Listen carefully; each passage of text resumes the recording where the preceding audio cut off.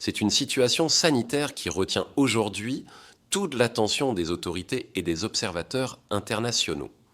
Depuis plusieurs jours, une inquiétude grandissante s'installe en Inde, plus précisément dans l'état du Bengale occidental, situé à l'est du pays. À la mi-janvier, plusieurs cas de contamination à un virus rare mais redouté ont été confirmés par les autorités sanitaires locales. 5 personnes ont été testées positives au virus Nipah, un agent pathogène classé parmi les plus dangereux connus à ce jour. Face à cette découverte, des mesures strictes ont été immédiatement mises en place afin d'éviter toute propagation incontrôlée. Toutes les personnes ayant été en contact direct ou indirect avec les patients contaminés ont été identifiées et placées en quarantaine. Selon des informations relayées par la presse internationale, près d'une centaine de personnes seraient concernées par ces mesures d'isolement préventif. Une réponse rapide qui témoigne de la gravité avec laquelle la situation est prise sur place. Mais au-delà des chiffres et des décisions administratives, une question se pose naturellement. Pourquoi ce virus en particulier suscite-t-il autant d'inquiétudes? Et surtout, existe-t-il un risque réel que la situation échappe au contrôle des autorités sanitaires? Car derrière ce nom encore peu connu du grand public se cache un virus dont l'histoire et les caractéristiques méritent une attention particulière. Le Nipah n'est pas un virus apparu récemment. Il a été identifié pour la première fois à la fin des années 1990. Sa première émergence majeure a eu lieu en Malaisie avant de réapparaître par la suite dans plusieurs régions du sous-continent indien, notamment en Inde et au Bangladesh.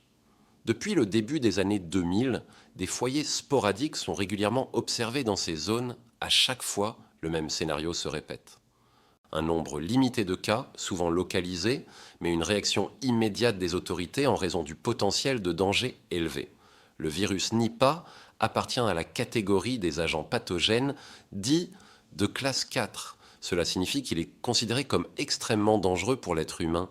Il est à l'origine de maladies graves, souvent mortelles, et il n'existe à ce jour ni vaccin ni traitement spécifique pour le combattre efficacement. Cette absence de solution thérapeutique renforce considérablement le niveau de vigilance autour de chaque nouveau cas détecté. Le Nipah est un virus zoonotique, autrement dit, il se transmet initialement de l'animal à l'homme. Son principal réservoir naturel est constitué par des chauves-souris frugivores géantes du genre Pteropus, également appelés renards volants. Ces animaux, présents en Asie du Sud et du Sud-Est, peuvent transmettre le virus sans en présenter les symptômes. La contamination humaine peut se produire par contact avec ces chauves-souris, par l'intermédiaire de fruits souillés ou encore via certains animaux domestiques comme les porcs. Dans certains contextes bien précis, une transmission interhumaine est également possible.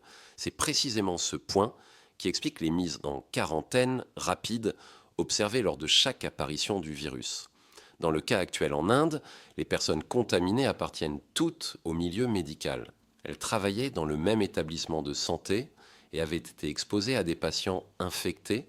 Ce détail est crucial pour comprendre la dynamique de propagation du virus. Contrairement à d'autres agents infectieux très contagieux, le Nipah ne se diffuse pas facilement au sein de la population générale. Il nécessite des contacts rapprochés et prolongés, souvent dans un cadre de soins ou familial. Les premiers symptômes du virus sont pourtant trompeurs. Ils ressemblent à ceux d'une infection banale: fièvre, maux de tête, douleurs musculaires, fatigue intense, maux de gorge ou encore vomissements peuvent apparaître dans les premiers jours.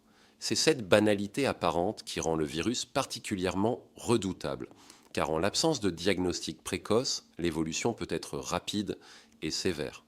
Après cette phase initiale, certains patients développent des symptômes neurologiques graves, des troubles de la conscience, une somnolence extrême, des vertiges et dans de nombreux cas une encéphalite aiguë. D'autres peuvent présenter des atteintes respiratoires importantes allant jusqu'à une insuffisance respiratoire aiguë. Selon les experts interrogés par la presse spécialisée, ces formes sévères s'expliquent par le fait que le virus est encore mal adapté à l'homme. Lorsqu'un virus animal franchit la barrière des espèces, il peut provoquer des réactions immunitaires excessives et destructrices. La période d'incubation du virus Nipah est également un facteur de complexité. Elle varie généralement entre 4 et 14 jours, mais dans certains cas documentés, elle peut s'étendre jusqu'à 45 jours. Ce délai rend le suivi des contacts et la surveillance sanitaire particulièrement exigeants. C'est précisément pour cette raison que les autorités indiennes ont opté pour des quarantaines strictes et immédiates. À ce stade de la narration, si vous appréciez ce type d'analyse approfondie et factuelle sur les grandes questions de santé mondiale, pensez à vous abonner à la chaîne et à activer la cloche de notification. Cela permet de soutenir le travail et de ne manquer aucune vidéo.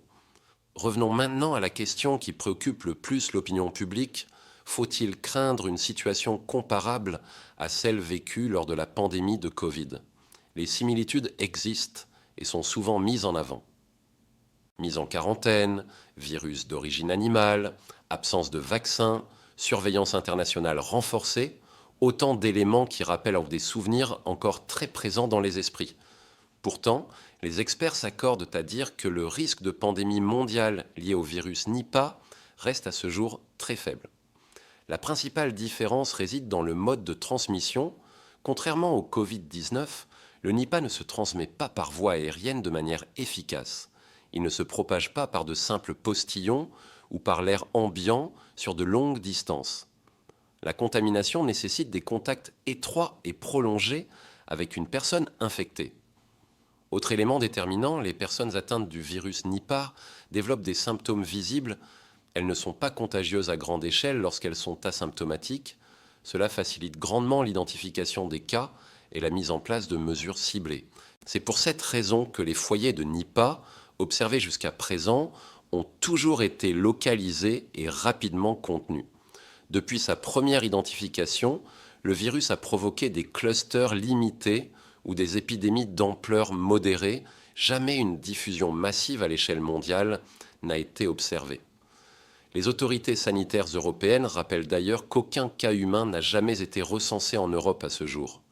Les espèces de chauves-souris porteuses du virus ne circulent pas sur le continent européen. Ce facteur écologique réduit considérablement le risque d'introduction naturelle du virus.